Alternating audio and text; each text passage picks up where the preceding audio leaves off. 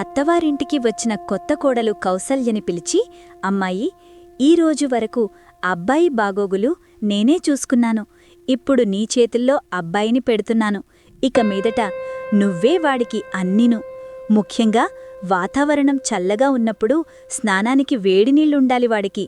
పొరపాటున చన్నీళ్లు పోసుకుంటే ఆ రోజునుంచి వారం రోజుల వరకు జలుబుతో బాధపడతాడు.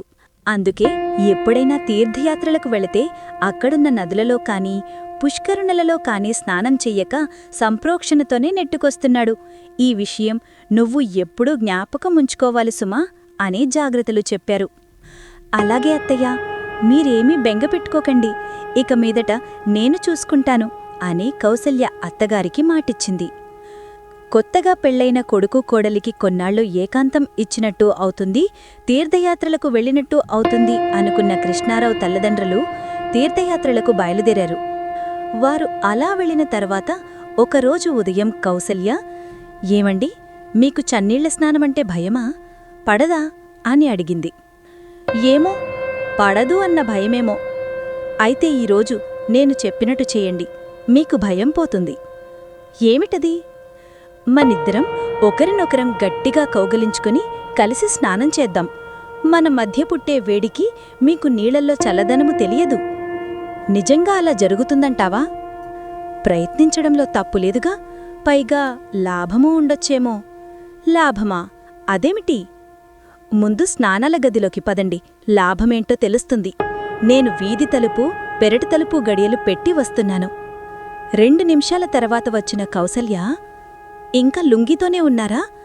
విప్పి అక్కడలా పెడేయండి అని అతను చూస్తూ ఉండగా తన బట్టలు ఒక్కొక్కటి విప్పడం ఆరంభించి ఆఖరికి పూర్తిగా నగ్నంగా నిలబడి, నన్ను చూస్తుంటే ఇప్పుడు మీలో వేడి పుడుతోందా? ఇప్పుడిప్పుడే పుడుతోంది, కొంచెం దగ్గరకిరా అంటూ దగ్గరగా వచ్చిన కౌసల్యని కృష్ణారావు తమకంతో గట్టిగా కౌగలించుకున్నాడు. కౌసల్య కూడా ధీటుగా ప్రతిస్పందించింది. భార్యాభర్తలిద్దరూ ఆ వేడికి కరిగిపోతూ స్నానాల గదిని పడకగదిగా భావిస్తూ చాలాసేపు ఉండిపోయారు. నన్ను కౌగలించుకుంటే మీలో వేడి పుట్టి చన్నీళ్ల స్నానం హాయిగా చేయగలరు అని నేను చెప్తే, ఇదేమిటి వేళకాని వేళలో ఇలా చేశారు? నువ్వలా నిలబడితే చూస్తూ ఉండగలను చెప్పు. నాకైతే చాలా బాగుంది, నీకు బాగులేదా? నాక్కూడా బాగుందనుకోండి. మనం వచ్చిన పని వదిలి ఇలా అయిపోయేమేమిటి అన్నదే నా ఆలోచన. సరే, అయిందేమిటో అయింది. ఇప్పుడు మీకు చాలా వేడి పుట్టింది కదా, నేను ఇలాగే నిలబడి ఉంటాను. హాయిగా చల్లటి నీళ్లతో స్నానం చేసేయండి. ఇందాక పుట్టిన వేడిప్పుడు తగ్గిపోయింది కాబట్టి నువ్వలా నిలబడితే చాలదు. వచ్చి నన్ను కౌగిలించుకో, ఇద్దరం ఒకేసారి స్నానం చేద్దాం. అలాగే, కాని మీరు కౌగిలింతతోనే ఆపేయాలి. అలాగే, ముందు నువ్వొచ్చి నన్ను కౌగిలించుకొని నాలో వేడి పుట్టించు. కౌసల్య వచ్చి భర్తని గట్టిగా కౌగిలించుకొనేసరికి కృష్ణారావు కూడా ధీటుగా ప్రతిస్పందించాడు.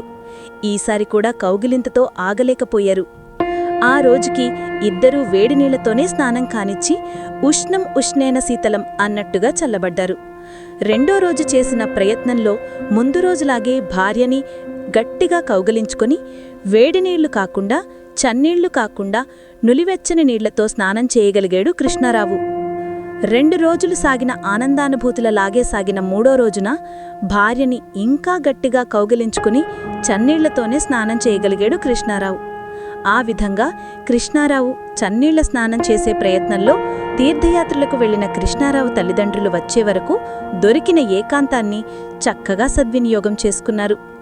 తీర్థయాత్రల తర్వాత వచ్చిన కృష్ణారావు తల్లి కొడుకు చన్నీళ్ల స్నానం చేయడం, అలా చేసినా ఏమాత్రం అనారోగ్యం లేకుండా ఉండటంతో ఆశ్చర్యంగా కోడలిని పిలిచి, అమ్మాయి, అబ్బాయి స్నానానికి వెళుతున్నట్టున్నాడు, వాడికేం కావాలేమో చూడు, నేను మామగారితో గుడికి వెళ్ళి వస్తాను అని వెళ్ళిపోయిన అత్తగారికి మనసులోనే నమస్కారం చేసుకుంది కౌసల్య.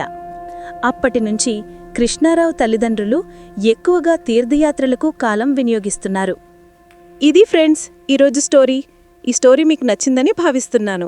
ఇంకా మరెన్నో స్టోరీల కోసం మా ఛానల్ని సబ్స్క్రైబ్ చేసుకోండి. మీ విలువైన అభిప్రాయాలను కామెంట్ రూపంలో తెలియజేయండి.